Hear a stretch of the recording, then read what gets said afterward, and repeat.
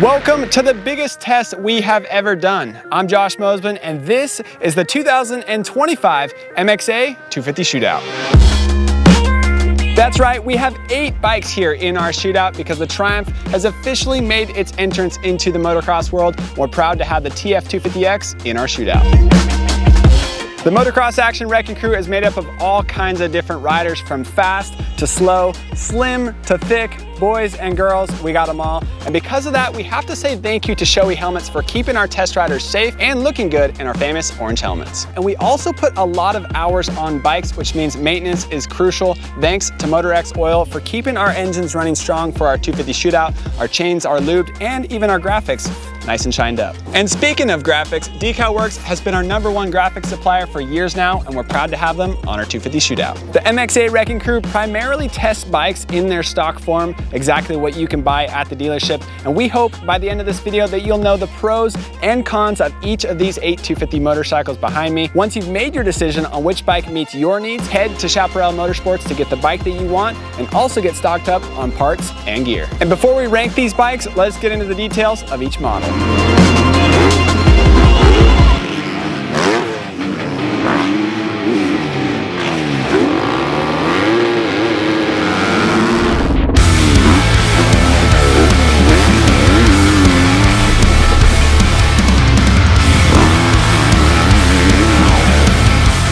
We'll start things off with the new bike, the Triumph TF250-X. This bike first introduced for 2024, and Triumph was just in time able to get us a 25 model for our 250 Shootout. No structural changes, only the graphics have a little bit of differences on this bike. Retail price, $9,995. On the scales, this is actually the lightest bike in the class, 221 pounds. Thanks to Honda for gaining a little bit of weight this year, this bike comes in lighter than the rest of them. On the dyno, 42.8 horsepower with 20.4 foot-pounds of torque. $10,000 is pretty steep, but this bike does come with a lot of premium components like the Brembo brakes, the Brembo clutch, map switch up here with map 1 and map 2, quick shift, launch control, all kinds of goodies on this bike, including the Pro Taper handlebars, DID rims, aluminum frame, and also that big bore short stroke engine. This bike takes a lot of inspiration from the 2022 250 SXF model. It even feels like it with a similar seat. Triumph, very impressive for the first year, and a lot of our test riders love this bike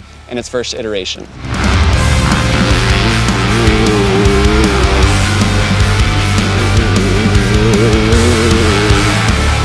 Next up, the Yamaha YZ250F. This was the most exciting engine in the 250 class, retailing for $8,899. The Yamaha YZ250F weighs in at 224 pounds, and it hits the dyno with 42 horsepower and 19.7 foot-pounds of torque. That's right, the YZ250F won the AMA Nationals and the Super Motocross Series with Hayden Deegan. This bike is the loudest bike on the track, and it's a force to be reckoned with in the engine department. For 2024, this bike came with the all-new chassis that the YZ450F got the year before. Then for 2025, just some small updates, stiffer suspension settings, cut down foot peg brackets, and that's about it.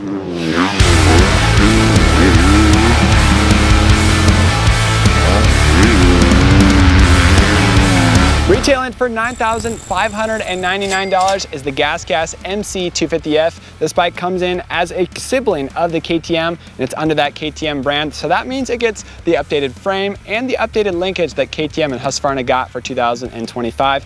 On the scales, 225 pounds with the Dunlop tires, but when it comes with the stock Maxxis tires, 224 pounds. On the dyno, this was actually our fastest bike for 2025. 45.4 horsepower on the dyno with 21.2 foot-pounds of torque. The GasGas MC 250F has softer suspension settings, it doesn't have a map switch, and it also has taller handlebars than the KTM.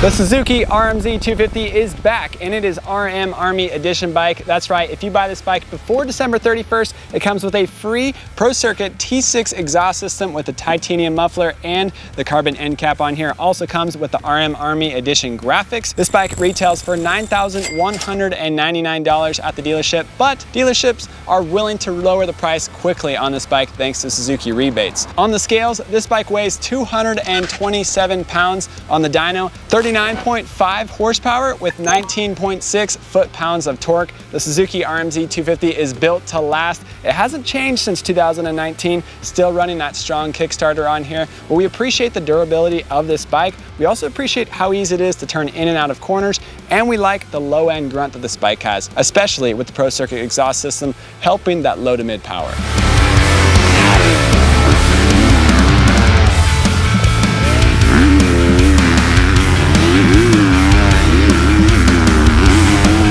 The most expensive bike in the class is the Husqvarna FC 250, retailing for $10,499. The Husqvarna FC 250 weighs 224 pounds on the scales. On the dyno, 45.1 horsepower with 21 foot-pounds of torque. Husqvarna's been doing it for years now, but it's surprising that not everybody knows it. This bike sits 1 inch lower to the ground than the KTM and GasGas. It's got 10 mil shorter forks, and it also has a longer seal head on the shock and a revised linkage ratio to lower the seat height by 1 inch, making it easier to touch the ground and also easier to carve through corners on the FC 250. In the 450 class, our faster test riders are more critical of the Husky's suspension settings and handling on the track, but in the 250 class, all of our test riders from pro to beginner love the handling of the FC 250. In the engine department, same exact bike as the KTM, only difference is the closed off airbox, which mellows out that throttle response.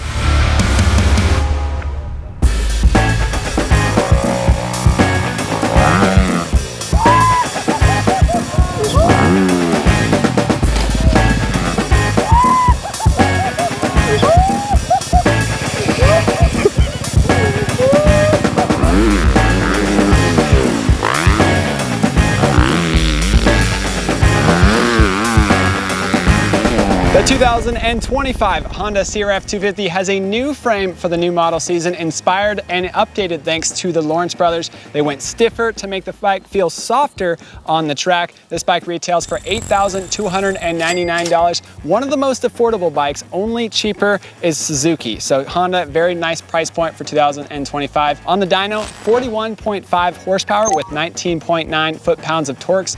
As for scale and as for weight, this thing jumped up 4 pounds for 2025. It weighs 224 pounds with the Dunlop tires, but 223 with Pirelli.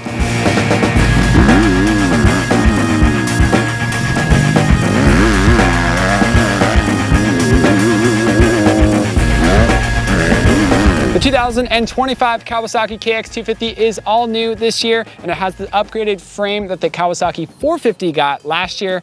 On the scales, this thing weighs 232 pounds. It is now the heaviest bike in the class. As for price, $8,999. On the dyno, 43.6 horsepower with 20.4 foot-pounds of torque. We loved the KX250 engine last year, and we appreciated that it was the most powerful engine on the dyno, hitting that 45 horsepower mark. Now for 2025, this bike dropped down in the horsepower department, but it jumped up in the chassis department. This new frame fits the KX250 engine much better. Also suspension. The KYB suspension was way too stiff last year. Now it's switched to Showa suspension for 2025. The suspension is much plusher and it actually moves, so it's much better on this bike.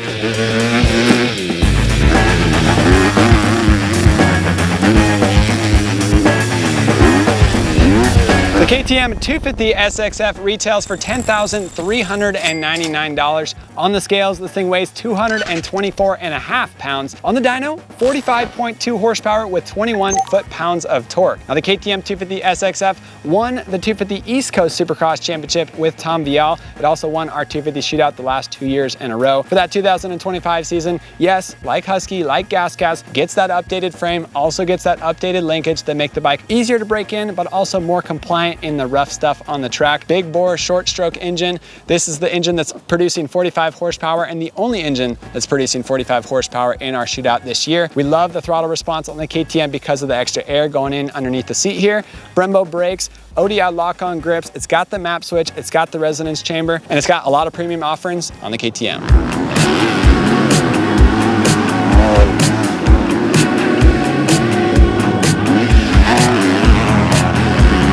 And now it's time to get into the rankings.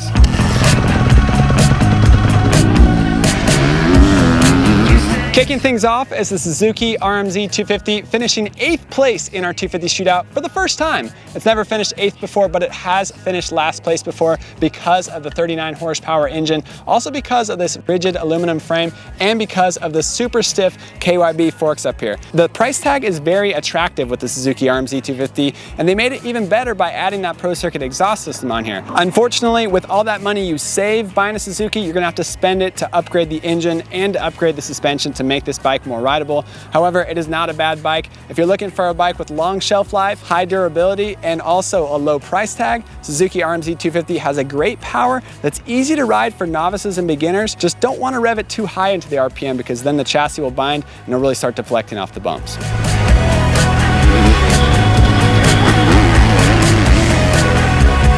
Now I know what you're thinking. How could the Triumph finish 7th place in our Shootout? Our test riders love this thing. We love how it handles, and we even love how it runs. The Triumph engine, once we plugged in the Triumph Wi-Fi module to update the maps on this bike, we put in the Krapovich Expert map that boosted horsepower to 44.5. Super impressive on the dyno and also awesome on the track. But there's two major issues that dropped this bike down the list of the rankings. One of them was shifting. The Triumph TF250-X is very notchy and hard to shift between gears. One band-aid fix we did come up with was adding a Yamaha shift lever on here. The angle of the lever, the leverage point makes it a little bit stronger and a little bit easier to get between gears. Pro Circuit does sell a Yamaha shift lever, which we recommend for this bike. The biggest issue though was bogging. In the pits, if you crack the throttle too quickly, it'll bog. And on the track, the same thing. If you crack the throttle too quickly, it'll bog again. The mapping is pretty rough on this bike and there's a lot of room for improvement. So because of the notchy shifting and because of the bogging that we're experiencing in the mapping on this bike, unfortunately, it drops a great bike that would be battling at the front all the way down to 7th place.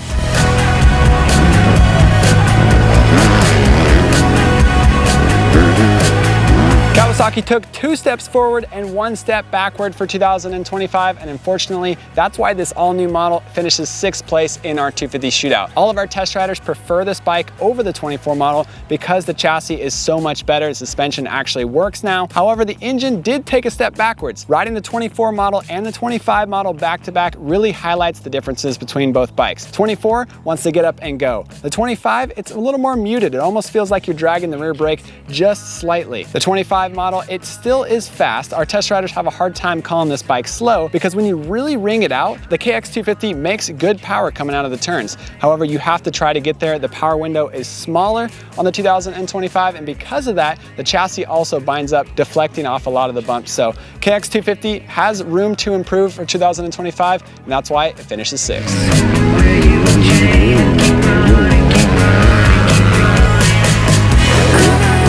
All of our test riders have loved the Honda platform for 2025. The 450 finished 2nd in our 450 Shootout. Now the 250 class, engine is a little more important, and the engine did not get a lot of updates for this model year. The header pipe and the muffler are a little bit straighter on this one. Also, the airbox is different with a new air filter. However, on the track, our test riders love how the CRF 250 handles. It's very nimble in the air and nimble turning in and out of corners. We've already mentioned how much we love the 2025 CRF 250 chassis. Now, if Honda would have put that same amount of effort into updating their engine, we would have expected this bike to finish higher up in the rankings. That's right, the CRF 250 finishes 5th in our Shootout for 2025. Our test riders do appreciate the handling. We love the traction that you get on this new bike. We also love the improvements to the Showa suspension, but thanks to the Honda Works Edition, we see what a few little upgrades can do to improve the platform of this bike. We love the hydraulic clutch on that Works Edition. We wish it came stock instead of this cable clutch. Also, the raspy sounding exhaust is kind of a little bit old to listen to on the track. At the end of the day, we do appreciate the CRF 250, but we wish it had a little more power.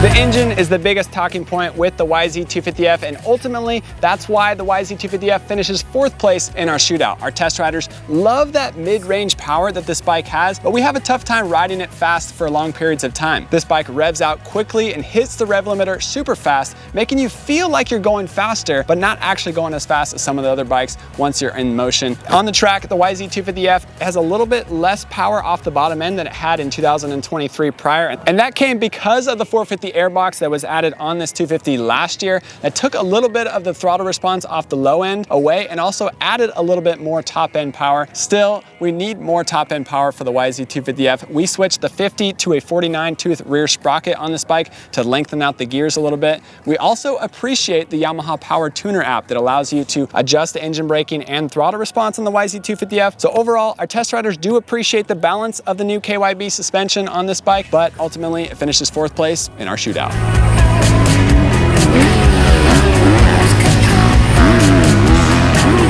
Taking the 3rd step on the podium is the GasGas MC 250F. It's true, this engine cannot be denied. The 250 class, the engine is very, very important. And like I said, it scored the highest numbers on the dyno. On the track, our test riders love this bike. They appreciate the softer suspension settings. Yes, we do wish we had a map switch on it, and we do wish it came with Brembo brakes and a Brembo clutch, but honestly, the brake tech components have gotten a lot better over the last 2 years, and they're very comparable to the Nissan brakes. Some of our test riders say they're the same as Nissan. Some of our test riders actually appreciate brake tech ahead of the Nissan brakes. And because it's missing a few key items like the map switch, and it also has a closed off airbox, this bike finishes in 3rd in our shootout.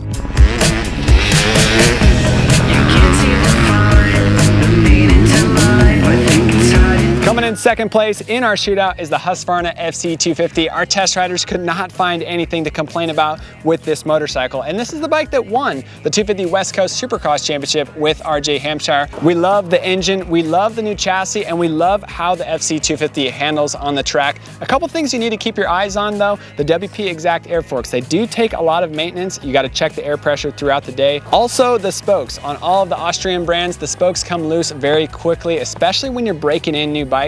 We recommend Fast Company's spoke torque wrench. And speaking of breaking in, the new frame and linkage help with that break-in period. Previously, we would say it takes 10 hours to break in a 23 or 24 frame.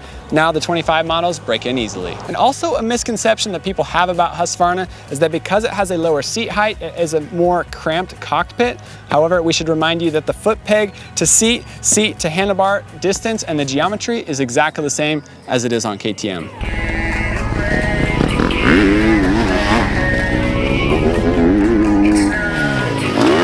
For the 3rd year in a row, the KTM 250 SXF takes the cake as MXA's 250 Bike of the Year. The MXA test riders have the opportunity to ride, race, and test all of the 250 4-strokes in the class, and we have things that we love about each model, but once it was time to rank all the bikes, ride them all back-to-back in their stock form, it was a no-brainer and no contest. The KTM stuck out as the fastest, strongest, best bike in the class of 2025, and that's why it's the bike that we recommend most to our viewers. Only competition for it this year was Husqvarna and GasGas. We do love the engine on the YZ250F, but it doesn't pull as long. The KTM just continues to pull forever. The chassis is comfortable and it's easy to ride on the track. The KTM 250 SXF wins once again, with GasGas 3rd and Husqvarna 2nd.